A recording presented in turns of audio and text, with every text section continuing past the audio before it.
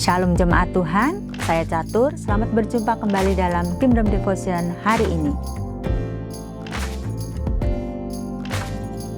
Saudaraku yang terkasih dalam Tuhan, setiap hari kita pasti dihadapkan pada berbagai pilihan yang menuntut pengambilan keputusan kita.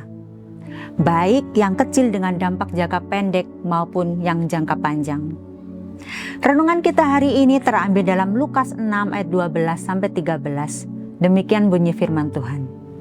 Pada waktu itu pergilah Yesus ke bukit untuk berdoa dan semalam-malaman ia berdoa kepada Allah.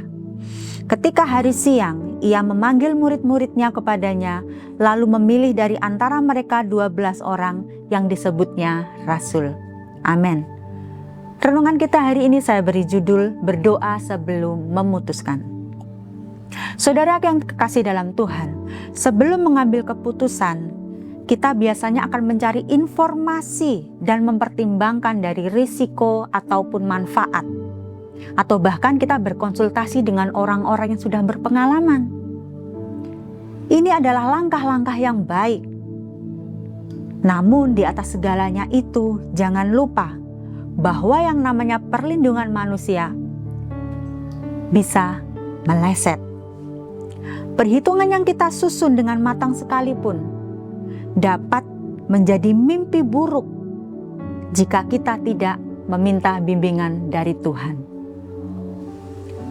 Kembali pada bacaan Alkitab kita hari ini, kita boleh belajar di mana Yesus memberi teladan dengan berdoa kepada Allah sebelum menghadapi salah satu peristiwa penting dalam pelayanannya, yaitu memilih ke-12 rasul.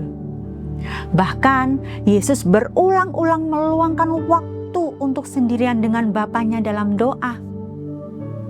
Dalam kemanusiaannya, Yesus menunjukkan kebergantungan kepada Allah melalui doa.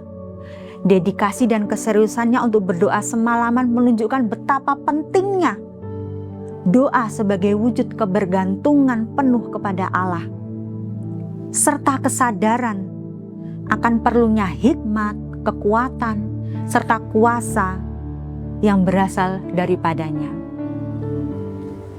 Belajar dari Tuhan Yesus, doa mendahului setiap keputusan yang kita buat dan membantu kita menyelaraskan pilihan kita dengan kehendak Allah. Saudaraku yang terkasih dalam Tuhan, sadarkah kita jika kita hanya berdoa setelah kita membuat keputusan itu? Setelah keputusan itu kita ambil, kita cenderung meminta kepada Allah menyesuaikan dengan keinginan kita, bukan dengan keinginan Allah. Sebagai manusia, pandangan kita terbatas dan kita mudah terpengaruh ego, ambisi pribadi, atau bahkan godaan duniawi. Itulah sebabnya firman Tuhan mengingatkan kita untuk tidak bersandar pada pengertian kita sendiri.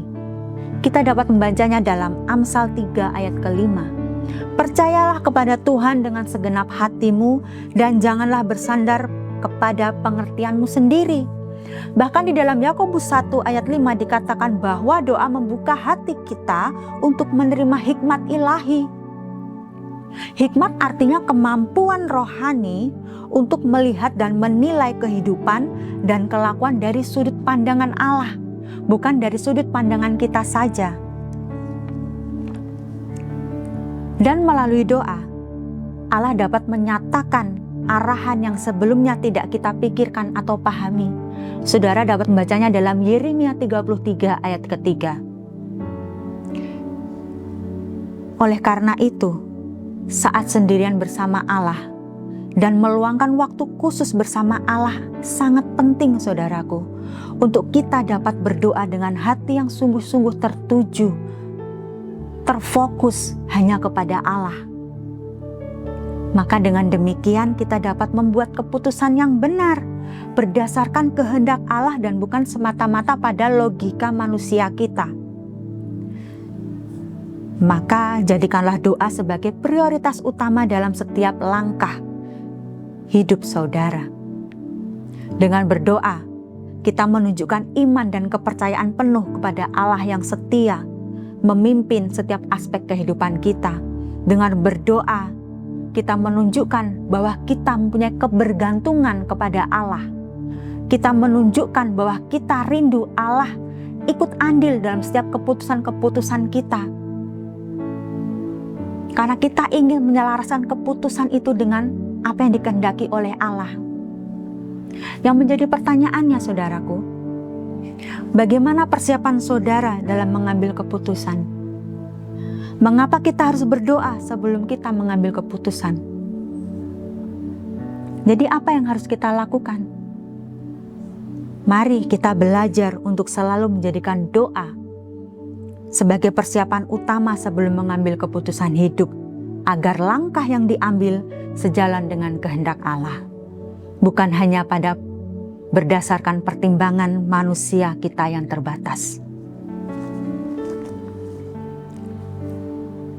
Dalam renungan kita hari ini, apa yang dapat kita pelajari, saudara?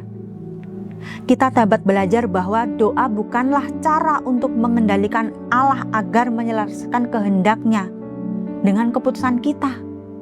Sebaliknya, doa adalah sarana untuk menyelaraskan keputusan kita dengan kehendak Allah, sehingga kita dapat hidup dalam rencananya Allah.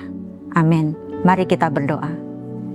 Tuhan Yesus, terima kasih telah mengajarkan kami untuk selalu berdoa dan melibatkan Engkau dalam setiap langkah hidup kami.